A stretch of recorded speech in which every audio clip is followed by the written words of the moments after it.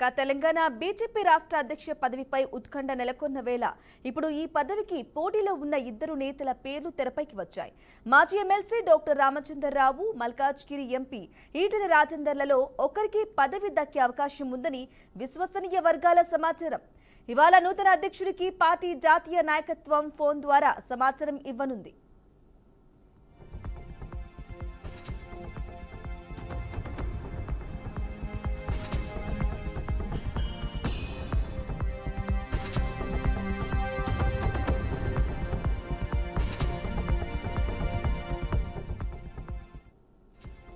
ఇక ఎన్నికల నిర్వహణకు కేంద్రం నుంచి నియమితులైన రిటర్నింగ్ అధికారిని కేంద్ర మంత్రి శోభా కరంద్లాజే ఇప్పటికే హైదరాబాద్ కు చేరుకున్నారు.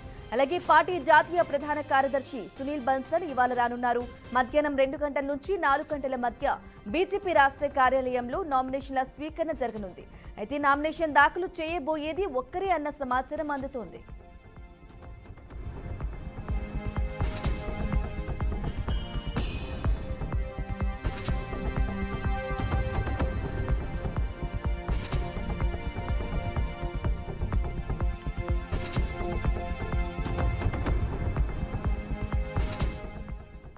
ఇక ఇటీవల వరకు 4-5 పేర్లు వినిపించినప్పటికీ నిన్నటి నుంచి ఈటెల, రామచంద్రరావుల పేర్లే ప్రాధాన్యం సంతరించుకున్నాయి. ఆర్ఎస్ఎస్ ప్రతినిధులు, రాష్ట్ర నేతల అభిప్రాయాలను ఇప్పటికే జాతీయ నాయకత్వం సేకరించినట్లు సమాచారం.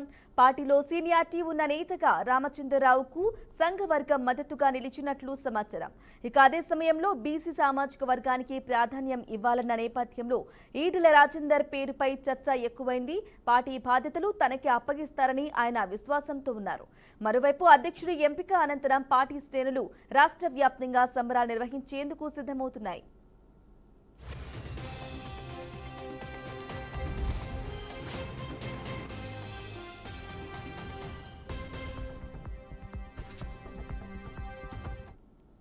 రైట్ కా ఇదే విషయానికి సంబంధించి పూర్తి సమాచారం మా ప్రతినిధి రాజేంద్ర అందిస్తారు. రాజేంద్ర చెప్పండి, ఇక తెలంగాణ బీజేపీ అధ్యక్షుడిని నేడు ప్రకటించే అవకాశం ఉన్నట్లుగా తెలుస్తోంది, మరి అప్డేట్స్ ఏంటి?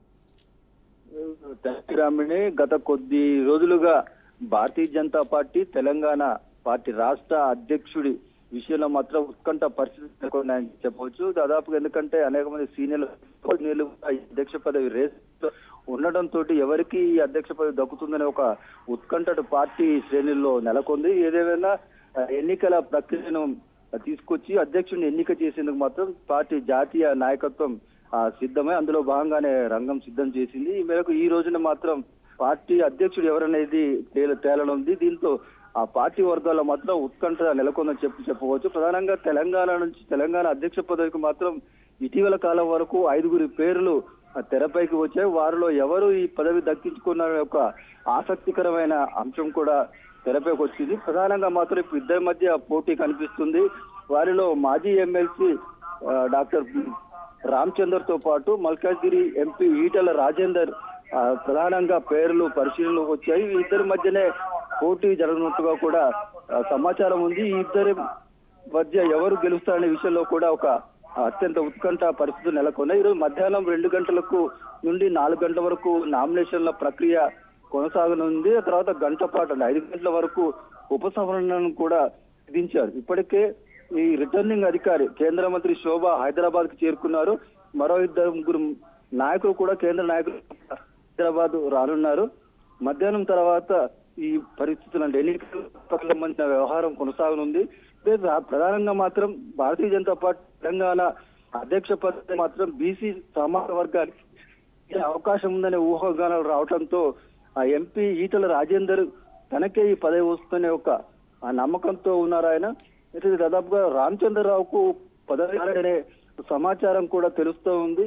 ఏదేమైనా ఈ నామినేషన్ల ప్రక్రియ పూర్తి కావటం అనంతరం అధ్యక్ష పదవి ఎవరనేది తేలనుంది. అధ్యక్షుడిని మాత్రం జాతీయ నాయకత్వం ఫోన్ ద్వారా సమాచారం అందించే పరిస్థితులు ఉన్నాయి.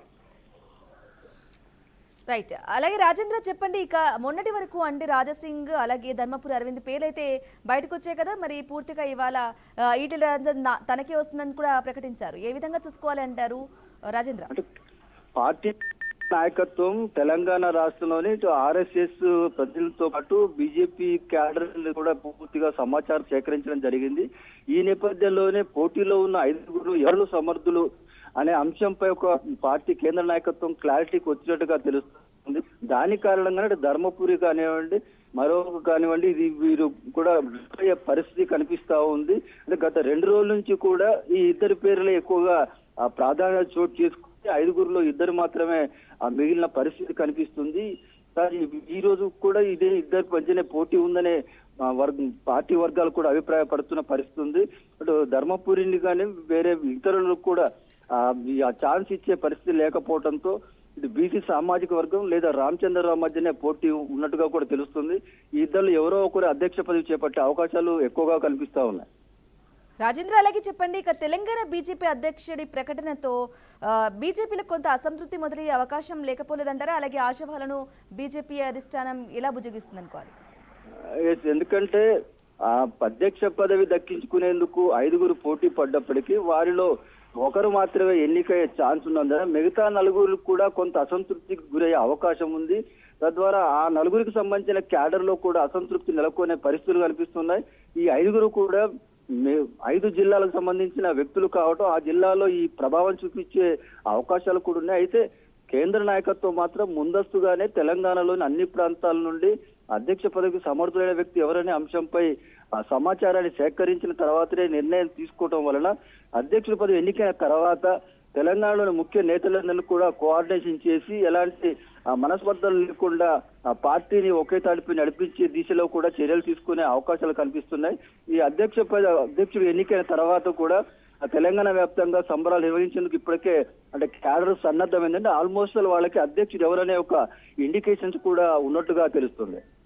అలాగే రాజేంద్ర, ఇక ఈ ఇద్దరిలో ఒకరికి గనక వచ్చినట్లయితే మరి వారి అంటే వచ్చే సామాజిక వర్గాలకు కానీ లేకుంటే ఓటు బ్యాంకుగా మార్చుకొని వాటిని బీజేపీ నుంచి తెలంగాణలో ముందుకు తీసుకెళ్లే పరిస్థితి ఉందంటారా రాజేంద్ర?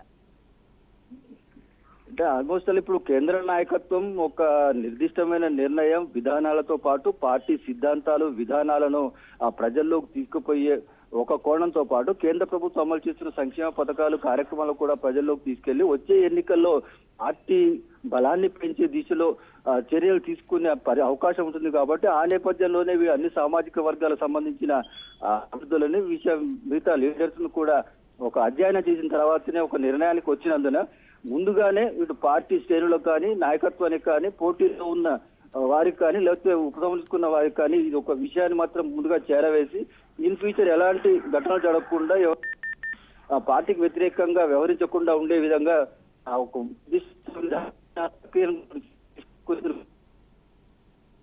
కూడా మిగతా వాళ్ళను అతను కోఆర్డినేట్ చేసి సహకరించి పార్టీ అభివృద్ధికి ఏ విధంగా కేంద్ర నాయకత్వం తీసుకునే పరిస్థితులపైనే ఆధారపడి ఉంటుంది. Right Rajendra, thank you for the updates.